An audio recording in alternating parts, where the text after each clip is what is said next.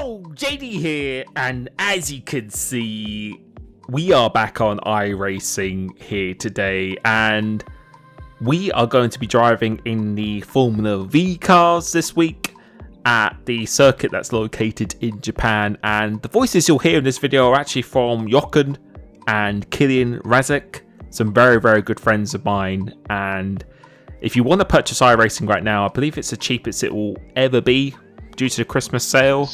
And make sure you use Jochen's link down below in the description or the pinned comment. Yeah. Because he's the main person who's been helping me out so much in terms of getting the settings right for the iRacing, introducing it to me in the first place, and as always, you guys as well. But you can see in the practice, having a bit of fun here, and you're back to him now. What? I went straight to the pits again. What? And you can see really just enjoying ourselves. So if you're also enjoying it, please make sure you like the video. Really does help let me know that you are too. And today here, this is actually the qualifying lap, so we qualified for the top split. So that does depend on your iRating itself, and then we're going to be showcasing the full 12-minute race. And Jochen is actually racing against me as well because his iRating is quite high. There was another guy called Forsteen, who's the fastest guy right now. He was a very fast driver, so quite a good amount of drivers in here. A lot higher competition than I did previously, and I really do enjoy driving this circuit as well. This is one that is actually featured quite heavily on Forza, also Gran Turismo, if I'm not mistaken. So this is a circuit that I am quite familiar with, but obviously just needed to get up to speed as well. But felt like I was driving pretty good. And if you'd like to see a telemetry that I'm using on the screen here with the track map, the standings on the top left, the telemetry for the inputs on the right hand side of the screen, make sure you check out Race Labs on the description down below, because that's how you can really transform your experience. And going across the line, that was a 105.3, which puts me laps do you guys do? third, well, not third fastest, but fifth fastest itself. And if you look on the bottom right hand side here, if I finish while I'm starting, I get 41 iRating, which should be enough to get me to 2k. So if I just maintain this position or get better, then I will get a 2k iRating. So as the lights are getting ready to go out now, got the four lights, and that's a guy now getting a really good start in these cars. And what the fuck are you doing? No, we only qualified 5th as well, so four very fast drivers, including Jochen, up ahead of me as well. But we've already got up into 4th place, so far so good. And you will just see throughout this video, like I have with iRacing, we've just been really having a smile on our face, really enjoying the experience. And I think right now, especially with esports ending, F1 esports finishing, F1 22 just seems to be, not even by myself through my videos, but I've really got a sense, and just speaking to other drivers themselves, that a lot of other people have just been quite fed up playing the F1 official games, and they're also starting to discover that games such as iRacing, Assetto Corsa, Ultima Vista, there are more racing games out there, which I think is the pressure that Codemasters and now EA need in order to make a better series. Because if people aren't playing the game, even if they're still buying it, so much speed. If they're not playing it, then that could cause some issues in the future. And I think having pressure is always good. Having some competition is always good as well. But yeah, the racing in these cars here, since it's really obviously not fast at all, you really want to be using third or fourth gear only. The slipstream is so powerful as well. Oh, watch out. It makes the racing really intense and very fun to do here. And you're back to it now. That voice, what the fuck? Should I punt him? And yeah, you won't be able to hear my voice here, but you can hear Jochen's, you can hear Kilian when he does speak. He was punting me almost. And yeah, he's just saying there that the guy in the lead was on the radio kind of complaining a little bit. And you can see on the top of the screen, yeah, some drivers actually can type whilst they drive God. as well through a button. So yeah, we're up into 3rd place here, and no, really just want to do well, but try not to get any instant points that can affect the I rating or the safety rating if at all. Using third now? Just trying to avoid having any incidents as much as I possibly can. So just trying to let these two, with Jochen, who's right ahead of me here, try and let these two decide where they want to be. Someone crashed behind. And the guy behind me really wants to go for every overtake possible. So you always got to be a bit mindful of the people around you. But the good thing about iRacing, what I love the most, is that most of the time people are trying to be clean because they don't want their safety rating to be screwed as well. I was getting 74 iRating. Jeez. And yeah, you can see here now, since I've actually made up a few positions, as Jochen said, my I rating is actually going to go up. So I think I was the 5th or 6th seed in this lobby, or I think it was even, it was actually even higher than that. So the higher the I rating you have, if you have the highest I rating, you'll go be the #1 seed in the lobby. That means you won't be gaining quite as much as you could be. Where since I was, I think I might have even been the 12th seed in this lobby. Oh my god. Because I'm only a D-class license right now. If I win the race, I'm going to be gaining so much more I rating because everyone else's I rating is much higher.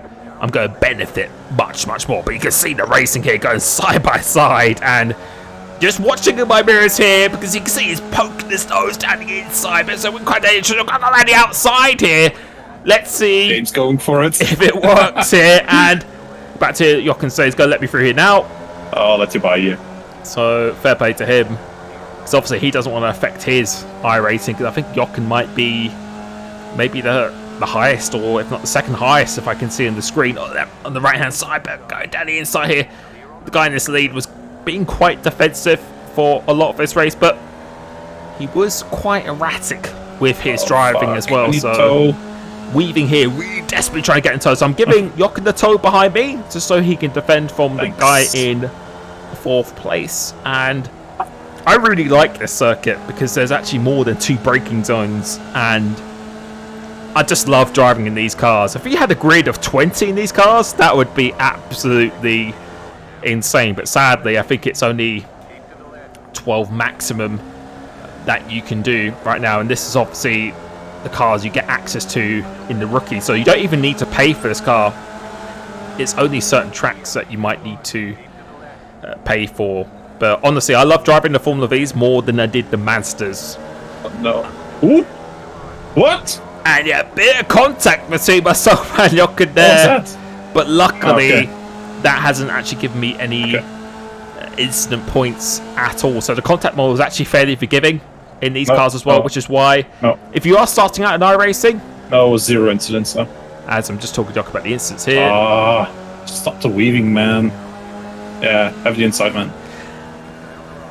Fuck.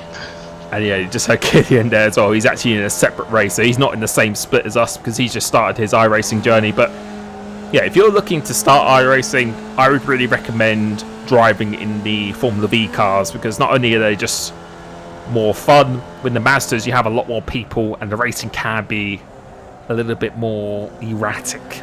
And I think just the handling model of these Formula V cars are just a lot more satisfying as well. But you can see we've made our way back into P2 here, and yeah, just really got to play a waiting game, because it's really hard to break the toe of other drivers in this series itself. Unless you're 8/10 to a second lap quicker, it's probably quite unlikely that you go break the toe, because if you're within a second of someone, then the slipstream effect is quite big. But you can see this guy, every time he goes into his hairpin, is being quite defensive, so he's probably going to start weaving again. But we decide to not scrub off any speed, just let the momentum do the work, trying to give Jochen behind the slipstream as well. But now we're going to go down the inside into here. You can see he's trying to squeeze me on this inside, but keeping it really, really tight, trying to avoid touches curb too much, banging wheels a little bit.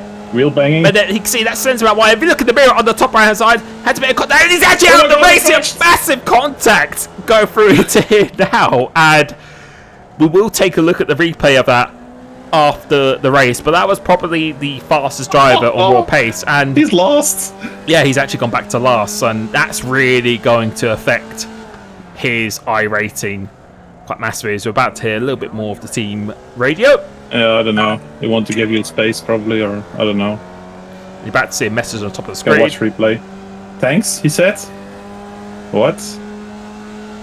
Mate, it's your whole fault. And yeah, you can look at the replay at the end, you can decide whose fault that was, but yeah, a little bit of wheel banging, but I couldn't really go that much further to the right myself, and he had a lot of space on his outside, and sometimes you need to maybe just learn when to concede the corner a little bit, but it is what it is. And I'm not gonna battle you, just want to defend a little bit. So yeah, I'm just trying to work together with Jochen here, just trying to help him as well, trying to help him get a good result as well as myself, because I don't need to win in order to get my 2K rating, but of course I want to try and get as much as I can. As long as I can have the inside here. Oh, fuck, oh. And yeah, just trying to avoid that contact once again. What are you doing, man? And yeah, Jochen's had an incident with this guy. What the fuck, man? And very, very unlucky to him. And yeah, the guy behind Roman, who I've actually raced with a few times in this series, seems to be fairly clean, but he just wants to go for every move or every gap possible. Oh my god. And yeah, obviously Jochen's a bit frustrated about that, but that's what you got to understand in iRacing. You got to understand, or you got to anticipate, not just in iRacing, but just in F1 games or any racing game. Just I'm 7th. Try to get an understanding of how your competition is driving, because then yeah, I can see that you can actually start to realize which gaps they go for, which gaps they go. And me and Jochen have a bit of a joke here, talking about how much I rating I'm gaining, because right now I'm gaining over 100 I rating since I was one of the lowest seeds in this lobby, and I'm out winning this race, so I'm going to be gaining quite a bit from everyone else, but making a bit of a mistake going into this turn 1 here, and this Roman guy is trying to go around the outside, then he's going to try and go for a switchback again, so just not giving me what is this guy doing, man? Any room to breathe here. Leave me alone. And yeah, I'm just trying to settle into this race, so it's now a 2-horse race. There's a guy in third, a little bit further behind, but not really going to be too much of a factor now. But you'll see the slipstream effect again, and the gap is about 0.2 of a second. And all I have to do here is really just defend it inside. 6x for that. So go force him to go around the outside. 4 for the contact and 2 for spinning. And Jochen's going to be losing a little bit of I rating, I think, himself. But you can see, as long as I defend the inside, it's not really too bad. So still got a little bit of this race here to go, so I just want to try and stay in the lead of this race as much as possibly can, because the straights aren't super long, only the back straight, but it's quite hard to make the move done, because all you can do is just defend the inside. You can see Roman again is just trying to stick his nose down the outside here, so just being very careful that we're getting caught in the contact. He's going for the switchback once again, so we're just going to try and cut him off, so leaving him just a fraction amount, just enough room. Currently say not quite a flat out into this right-hander, but now watching this back, you'll see right now I was kind of thinking to myself, okay, I'm probably going to let him go for this last lap, because the slipstream effect is quite strong. You'll be able to see that here as well, so the gap is about 0.2 behind, but you can see how quickly I reckon he is closing in as well. And yeah, I was just trying to decide what I really want to do. So next lap is the last lap of the race itself, so I decided to make the decision to actually let him have this turn 1 for some reason, because I thought he might be able to overtake me going to this last straight. So we actually just let him have this, and I think looking back on this now, it was actually a bit of a mistake. So yeah, the plan was to try and get him back, so I was quite scared that he'd maybe be able to overtake me going to this last straight, but you can see here we've actually given him a bit of a gap, so we need to get a really good run coming through his right hander. We actually understeering a little bit, so this is not ideal at all. So really we've got to try and overtake him here. So come into it, does he go defensive? No, he doesn't, but we let him have this inside. We just decide to go for a switchback, but the gap is just too big at this point here. You can see we're almost about 0.3 behind, and the slipstream is powerful, but all he has to do is just defend the inside. So a bit of a rookie error here. We should have just defended that into turn 1. So thinking about trying to get a switchback here, but there's nothing we can do. And yeah, you live and learn. But coming across the line, we're going to come home in P2. Bit disappointed that should have really just won that race, but yeah, in the end, that should be enough No. to get myself to a 2K iRating. And we're going to look at the replay of what happened here. So that Forstein guy was trying to squeeze me a bit on the inside. You can see we don't have much room on the right, so that's bumpy wheels, just push him out wide. And then he just keeps on drifting to the right, makes contact with Roman, and yeah, that is his race pretty much over. So you can let me know whose fault you think that was. Yeah, I don't know. Yeah, I felt like, you know, I couldn't really go further to the right myself, but you can see here we're pretty much all the way up on the curb, and yeah, going around the outside there is never really going to work that much. And then unfortunately he has a bit of a big incident himself. But we're going to take a look at the iRating, and you can see we got 91 from that, and that has put me in 2066. So we achieved our goal with the 2K iRating, and now the goal is to get promoted into the C class. So I need to work on my safety rating, do a Formula 4 race in order to achieve that. So that will be the next video after this itself. But I just want to say thank you so much for the support on the channel. I really hope you have a great Christmas and a great New Year, and yeah, really hope you just enjoy yourselves. Make sure you keep yourself safe, and I will be catching you very, very soon. Peace.